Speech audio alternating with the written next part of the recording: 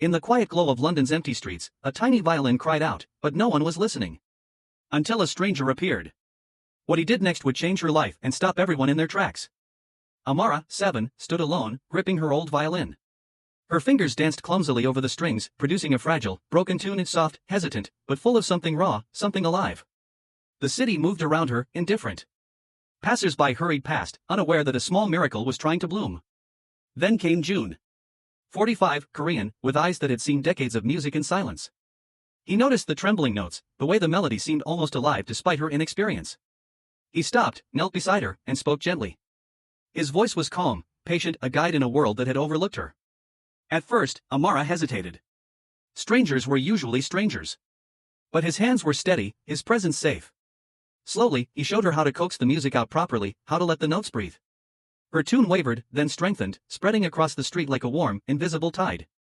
People began to slow down, drawn by the unexpected beauty. Heads turned. Phones lifted. Eyes widened. One by one, they were caught in the spell of a simple act of kindness, a moment when a stranger believed in a small dream. And then, a sound from the other end of the street made them all freeze. A figure emerged, drawn to the music, but who or what was coming? Every heart held its breath. The figure at the end of the street stepped closer, shadows stretching across the wet cobblestones. Amara's small hands tightened around the violin. Her eyes widened, her music had drawn someone unexpected. June rose slowly, shielding her subtly with his presence. The stranger moved with purpose, but there was no aggression, only curiosity, awe. As they approached, the street seemed to hold its breath, the glow of the lamps reflecting off the puddles like a stage set for something extraordinary. Amara's trembling fingers started to falter. June noticed immediately. He leaned down, whispering, "Play what's in your heart. Don't worry about anything else." The girl inhaled, letting the note rise from her chest. This time, it was strong, confident, alive. And as she played, the stranger stopped, mesmerized. Then, something remarkable happened. He reached into his bag and pulled out a small notebook, scribbling furiously, eyes glistening. June glanced at him, curiosity mingled with caution. "Who are you?" he asked gently. The man looked up. I write music reviews for a major magazine. I've been chasing raw talent all over London. I've never heard anything like this." His voice trembled with excitement. "She's extraordinary." Amara blinked, unsure what to say. Her tune wavered, but June's steady presence reminded her to keep going. The melody swelled, richer than before, carrying her hope and dreams into every corner of the street. Onlookers began to gather. Phones lifted, whispers of amazement floated in the air. But the magic wasn't just in the notes, it was in the connection. A 7-year-old girl, a stranger, and another stranger who recognized genius, all converging in a moment no one would forget. Then, as the final note lingered in the damp London air, the magazine man smiled and said something that made Amara's eyes widen. "You're not just playing music. You're telling a story the world needs to hear. I want to help you share it." June placed a hand gently on her shoulder, pride and relief in his eyes. Amara, still clutching her violin, felt something swell inside her, a spark of possibility she had never known. But just as the crowd cheered softly, a loud shout came from down the street. Another challenge was approaching, someone who wanted to claim the spotlight, someone who might threaten this fragile, perfect moment. The shadowed figure stepped into the street, tall, imposing, and exuding an air of authority. Amara froze for a heartbeat, her bow hovering over the strings. The crowd held its breath. June stepped closer, shielding her subtly. "It's okay," he whispered, "just play." The figure revealed himself, a renowned violinist known across Europe for his perfectionism, feared by young musicians for his harsh critiques. He glanced at Amara, then at June, his eyes sharp but curious. "Is this her?" he asked, his voice low, almost skeptical. Amara's fingers trembled. But then, she remembered June's words, "Play from your heart." She drew in a deep breath, lifted her bow, and started again. This time, the music didn't just fill the street, it commanded it. The notes danced and soared, trembling one moment, strong the next, capturing every emotion she had ever felt. Fear. Hope. Loneliness. Courage. Every person watching was drawn in, unable to look away. The great violinist stopped mid-step. His eyes softened.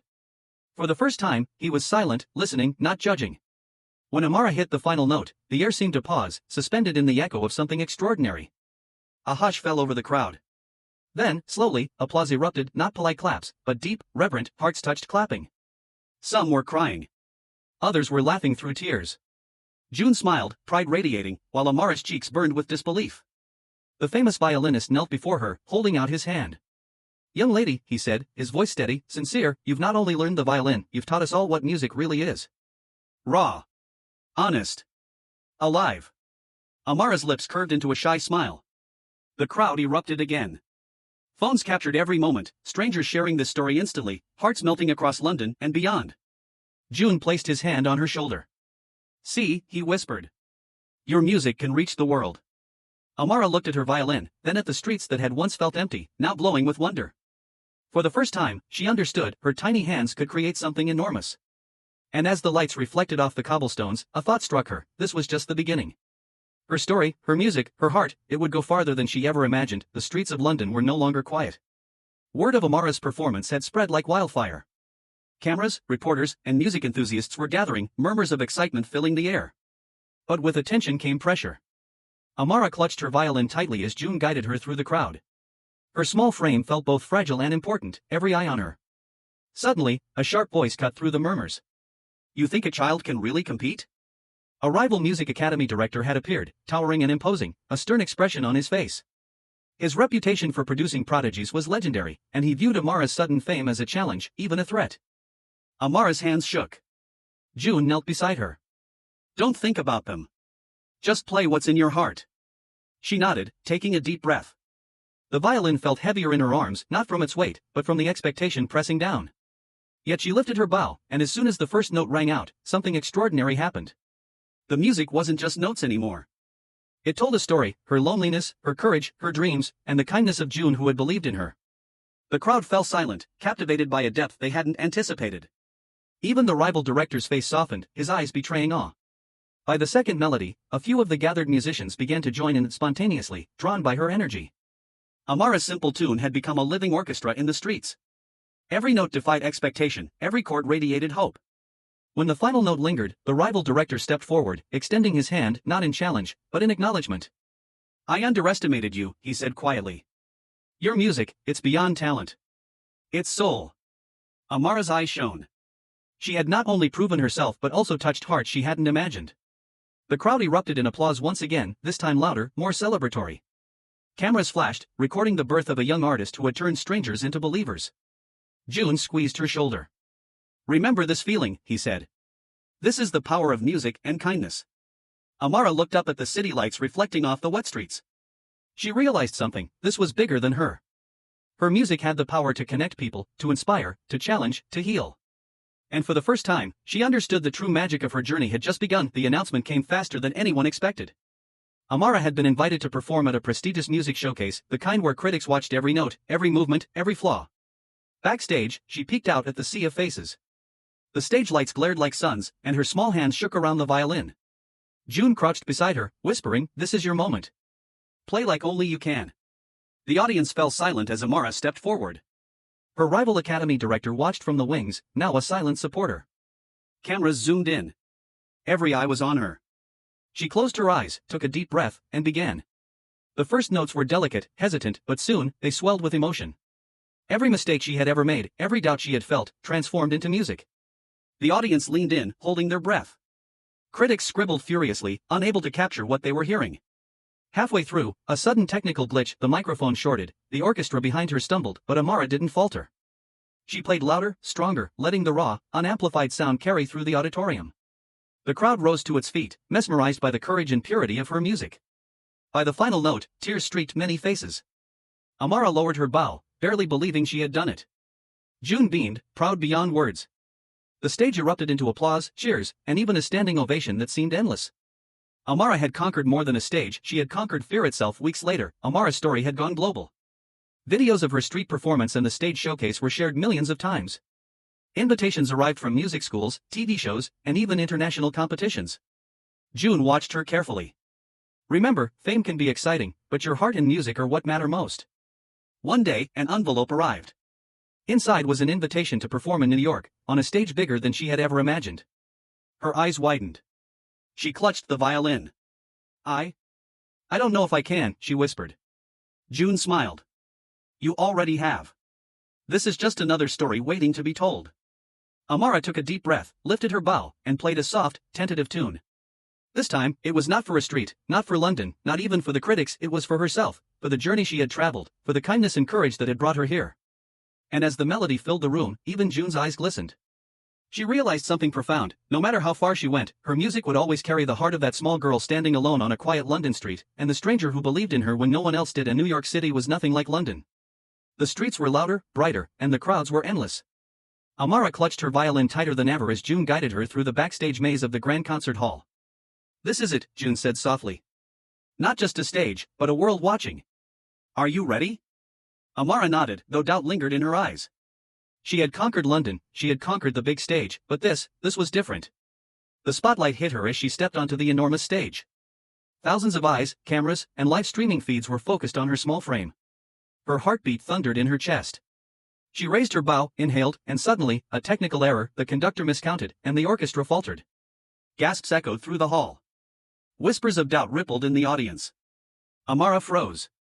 Then she remembered June's words, "Play from your heart." She closed her eyes, let the noise fade, and began her melody alone. Her sound cut through the chaos, raw, emotional, and true. Slowly, the orchestra followed her lead, finding rhythm in her courage. The audience leaned forward, captivated by the raw authenticity of a child leading seasoned professionals with nothing but talent, determination, and heart. By the time she finished, the entire hall was on its feet. Critics, performers, and audiences alike erupted into cheers that seemed to shake the walls. Amara's small hands, trembling at first, now glowed with confidence. Backstage, June hugged her. "You did it," he whispered.